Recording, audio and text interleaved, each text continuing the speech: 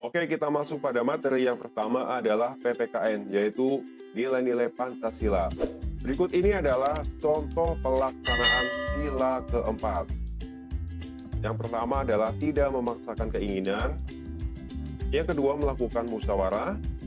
Yang ketiga adalah mengutamakan kepentingan orang banyak. Yang keempat adalah menjalankan keputusan yang telah disepakati bersama. Oke, selanjutnya adalah contoh penerapan sila kelima. Yang pertama adalah harus bersikap adil ya, menghormati hak-hak orang lain, tidak bergaya hidup mewah, tidak merugikan kepentingan orang lain, dan suka bekerja keras. Oke, selanjutnya kita masuk pada materi bahasa Indonesia, yaitu menentukan ide pokok sebuah paragraf. Nah, kalian itu harus membaca keseluruhan isi teks bacaan ya. Kemudian menemukan kalimat utama pada tiap paragraf. Nah, kalimat utama ini biasanya terletak di awal atau di akhir, dan bisa di awal dan akhir ya, atau berupa campuran.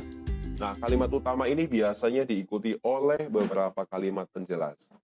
Kemudian menemukan inti bahasan dari kalimat utama tersebut yang bisa dijadikan gagasan pokok atau ide pokok. Oke, berikutnya saya akan memberikan contoh cara menentukan ide pokok dari suatu paragraf. Oke, saya bacakan ya teksnya. Indonesia mengekspor hasil bumi seperti timah, tembaga, besi, minyak, gas, dan nikel. Selain itu, Indonesia menghasilkan pupuk, tapioka, karet, kopi, kelapa sawit, dan tembakau. Ikan tuna, udang, dan teh juga diekspor ke negara lain. Nah, ide pokoknya kita cari kalimat yang umum ya. Nah, kalimat yang umum itu nih paling atas ya. Kalau kalimat penjelasnya itu mengikuti nih di kalimat berikutnya. Nah, ini adalah barang yang diekspor Indonesia ya. Nih, jadi kalimat utamanya ada di awal paragraf sehingga kita bisa menentukan ide pokoknya ini ada di awal paragraf ini, barang yang diekspor Indonesia.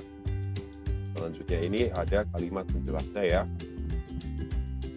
Oke, berikutnya kita masuk pada materi IPA, yaitu perkembangbiakan secara generatif. Perkembangbiakan secara generatif adalah perkembangbiakan dengan melalui proses perkawinan.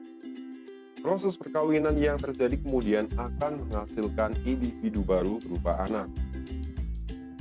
Nah, perkembangbiakan hewan secara generatif dapat dibedakan menjadi tiga, yaitu bertelur atau yang disebut ovipar, melahirkan atau vivipar, dan yang ketiga adalah bertelur melahirkan atau yang biasa disebut dengan ovovivipar. Oke, selanjutnya kita masuk pada hewan bertelur atau ovipar. Cara berkembangbiak dengan bertelur disebut dengan ovipar. Ovipar ini berasal dari kata ovum yang berarti telur.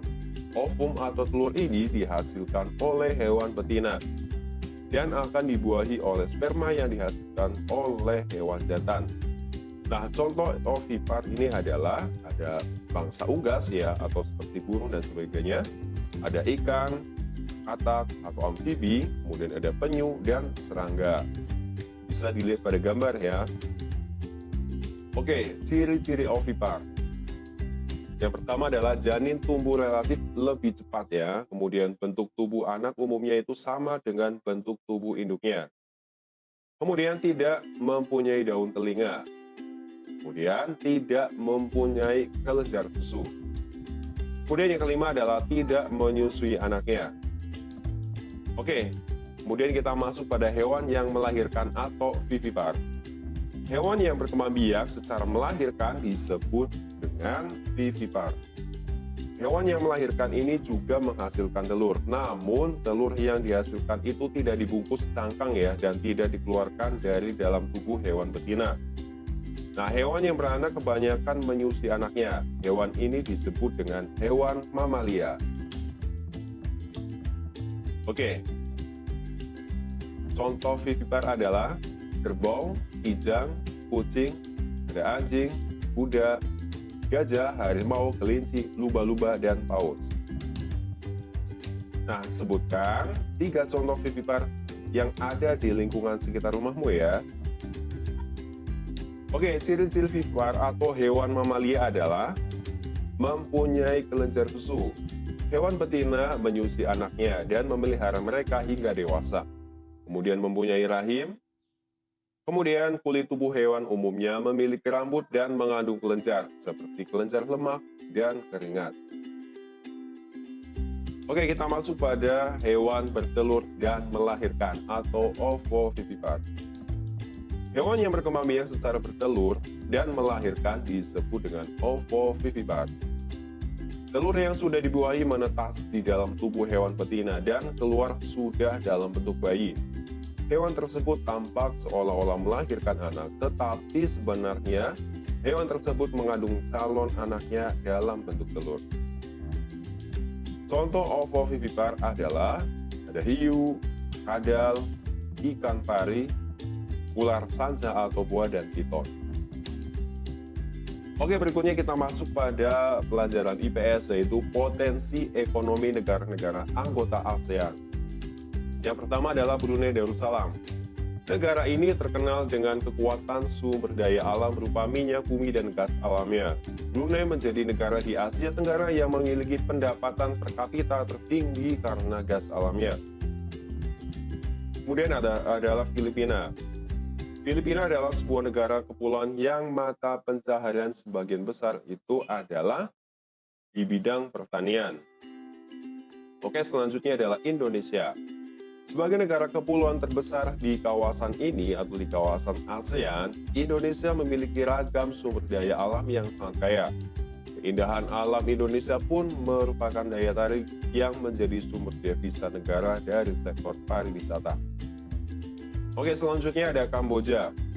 Di daerah di sekitar Sungai Mekong merupakan daerah yang subur. Mata pencaharian penduduk Kamboja adalah pertanian. Hasil pertanian Kamboja yang terbesar adalah padi dan karet. Selanjutnya adalah Laos. Negara ini dilewati oleh aliran Sungai Mekong. Sama seperti di Kamboja, kekuatan pertanian banyak dilakukan di sepanjang aliran sungai ini. Sebagian besar hasil pertaniannya dinikmati oleh masyarakat Laos. Berikutnya adalah Malaysia. Kegiatan ekonomi utama penduduknya adalah di bidang pertanian, pertambangan, dan perindustrian. Berikutnya adalah Myanmar. Mata pencaharian utama penduduk Myanmar adalah pertanian, perkebunan, dan pertambangan. Padi merupakan hasil utama dari pertanian yang ada di sana. Myanmar merupakan salah satu negara penghasil padi terbesar di Asia Tenggara. Kemudian Singapura. Singapura merupakan negara paling maju di kawasan ASEAN. Letak Singapura ini sangat strategis. Saat ini, Singapura menjadi negara transit yang teramai di Asia. Berikutnya adalah Thailand. Thailand ini sering disebut sebagai lumbung padi di Asia Tenggara. Padi memang merupakan hasil pertanian terbesar dari negara ini. Selain itu, perkebunan, kehutanan, pertambangan, dan industri juga merupakan kegiatan ekonomi penduduk Thailand. Berikutnya adalah Vietnam. Setelah pulih dari Perang Vietnam, negara ini mulai berkembang di berbagai sektor perekonomiannya. Pariwisata dan turisme mendukung perkembangan ekonomi. Selanjutnya adalah kegiatan ekonomi negara-negara ASEAN. Indonesia mengekspor hasil bumi seperti timah, tembaga, besi, minyak bumi, gas, dan nikel. Selain itu, Indonesia menghasilkan pupuk, tapioka, karet, kopi, kelapa sawit, dan tembakau. Kemudian ada ikan tuna, udang, dan teh juga diekspor ke negara lain. Selanjutnya adalah Brunei Darussalam, terkenal sebagai pengekspor minyak mentah, gas alam, dan produk minyak. Penduduk masyarakat Malaysia bermata pencaharian dalam bidang pertanian, pertambangan, dan perindustrian. Tambangannya adalah menghasilkan biji timah terbesar di dunia. Selanjutnya adalah Singapura. Ini mengekspor mesin dan alat transportasi, alat elektronik, dan barang-barang konsumsi.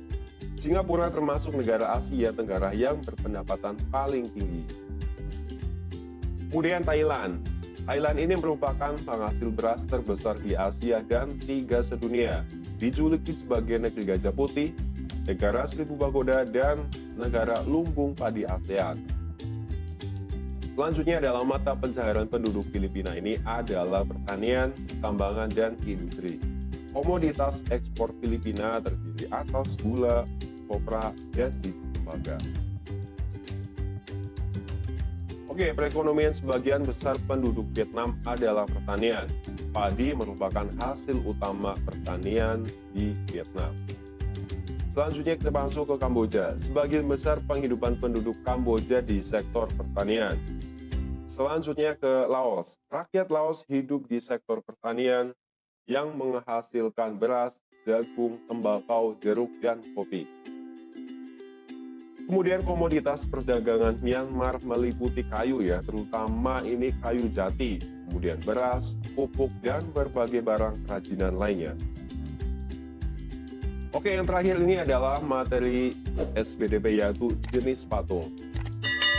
Jenis patung berdasarkan perwujudan atau bentuknya. Ini ada patung figuratif ya, atau realis atau representatif. Nah, berarti patung yang merupakan tiruan dari bentuk alam ya, seperti manusia, binatang, dan tumbuhan. Kemudian contohnya adalah ada patung pahlawan, patung macan, patung ayam, patung burung, ya, patung buah-buahan, patung hewan, dan lain sebagainya. Oke, patung non-figuratif atau imajinatif atau non-representatif adalah patung yang tidak meniru alam ya, terlepas dari wujud-wujud tiruan yang ada di alam. Nah, contohnya adalah patung abstrak geometris ya, patung berupa bentuk silinder, runcing sebagai simbol bambu runcing, dan lain sebagainya.